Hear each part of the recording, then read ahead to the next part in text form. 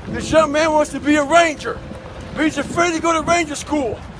Not because how hard the training is, but because he's afraid if he fails, what people are going to say by judging him. One thing in life, this applies to everything in life.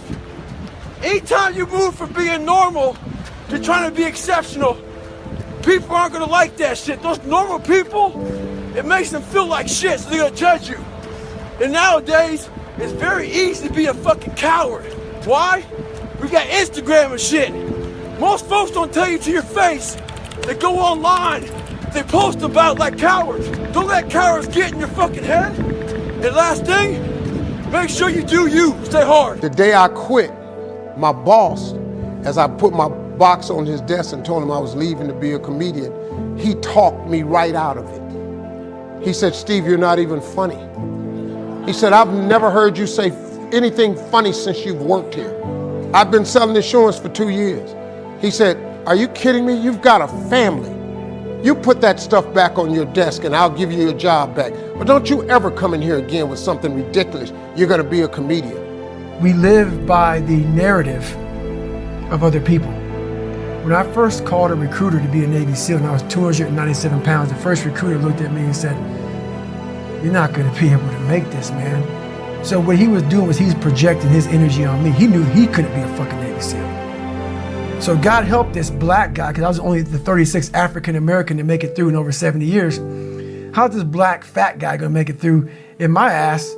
He wouldn't even want to try. So he's projecting this. So a lot of us who are negative people, all we do is project how we feel on other people. I took all my back to my desk and put that back on my desk. Dude named Russell Middlebrooks came up to me and said, hey Harv, I thought you was quitting today, man. I said, nah, I talked to Tom and he told me I wasn't funny. He said, he don't know you. He said, dog, you the funniest dude I know. And then he looked at me, he was so hurt. He said, damn, dog, I told everybody you was leaving today. He said, man, I can't believe you letting that tell you what to do. And he swole me back up because I had been deflated. And I took that box right back in and I said, Tom, hey man, I'm really funny, I'm gonna make it. He said, I'll tell you what, you leave out this door, don't ever come back in here again. So I tried to shake his hand. I said, I'm not shaking your hand. He said, you're making a huge mistake leaving your family out like this. He was right, I became homeless. One time I was at Pizza Hut, sitting eating with a bunch of kids. This young girl's dad came in, saw her there sitting with me at the table, told her to get up and said, I won't ever see you sitting this nigger again. In front of all these people at Pizza Hut. Another quick incident that happened there was we kept our Spanish notebooks in class. I'll never forget opening my Spanish notebook and on it, it said, nigger, we're gonna kill you. My Spanish notebook. So these are some of the incidents that happened there. And a lot of people in this small town didn't know that I was hurting. I had to stop caring what people thought about me. I realized that everybody's fucked up. That's the one thing I realized. I walked around and I put these people on a fucking pedestal. Everybody was better than me. So I can't tell you anything about me because you're gonna judge me and I'm gonna feel even worse than what I am. What I realized, once I calmed my mind down and sat back and looked at how jacked up this world is, once you realize that you are not alone, everybody that's talking to you about how jacked up you are, only thing they've done better than you is they've hidden their fucked up world better than you have. That's all they've done. I became homeless. I lived in a car for 3 years. Probably about 20 years after that, he was at a show. And he said, I came to the show, I saw this Steve Harvey. He said, I couldn't believe it was you. He was backstage, he said, oh my God, I always knew you were gonna make it. I started looking for bad. Instead of trying to find good and stuff, like let's say now, me and you are talking, I would look at you and say, okay, what the fuck is this guy, you know, I'll be waiting, everything that came out of your mouth, I'd be like, what? You know, I'll be picking you apart, man, thinking, are you judging me? Are you criticizing me? Are you? So it was a downward spiral growing up for me. I started realizing more and more and more that all these people were gone. What was haunting me was me. I can't control my dad. I can't control the people calling me nigger. I can't control all these things, but they were things that kept me down. It started becoming my reality. My reality was what they made it out to be. So what happens is you start to get this picture that everybody hates you because your reality becomes so so big, can't see the clear picture. It was the whole town. Yeah. Everybody hated me.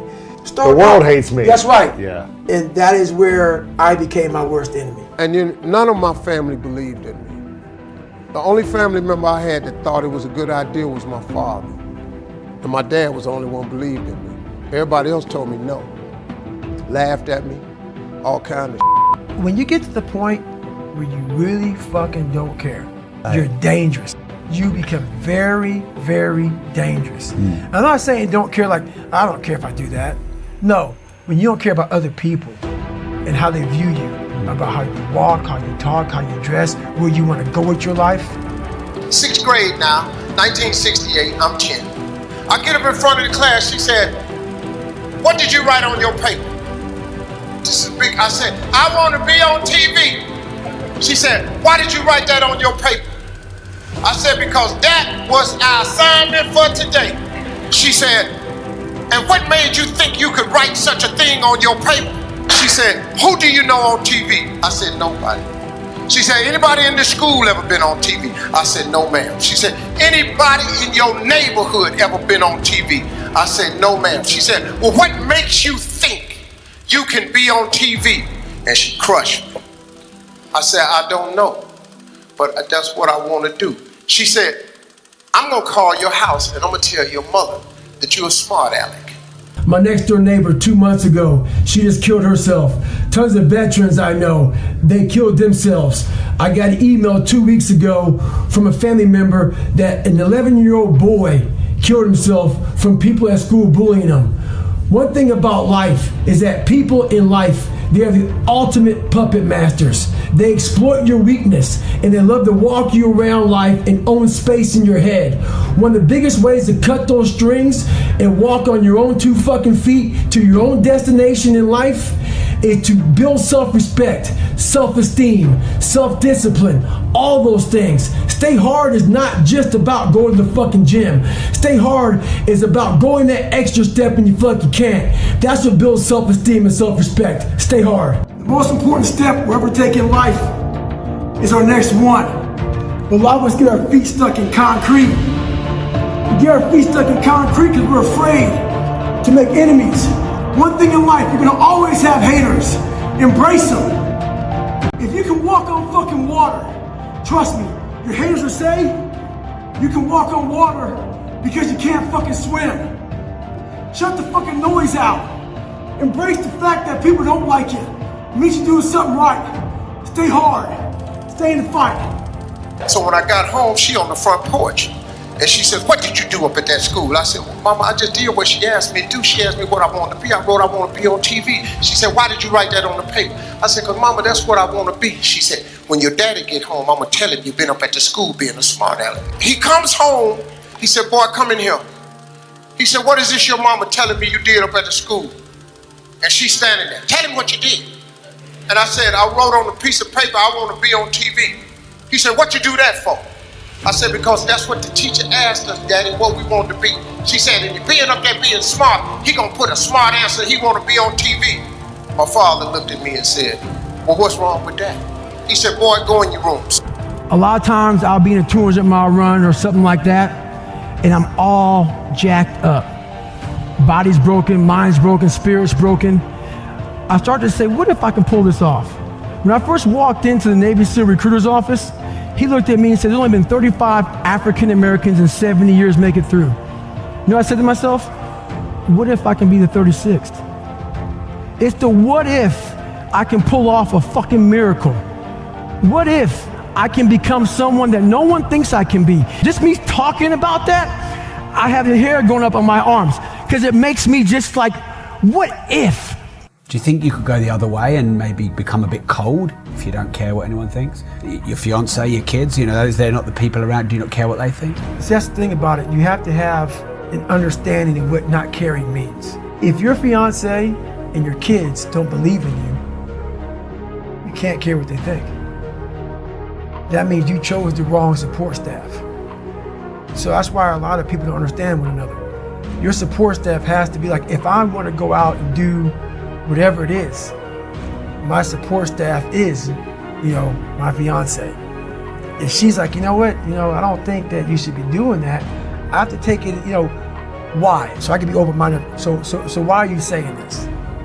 But if she's saying it because of her, that's not the right thing. Because I need backing to do what I'm going to do. Open-mindedness, I need support. So you got to be very clear thinking about all that stuff. Come in the room a little bit later on. He said, boy, what you write on your paper? I said, I'm going to be on TV. He said, now take that paper and put it in your drawer.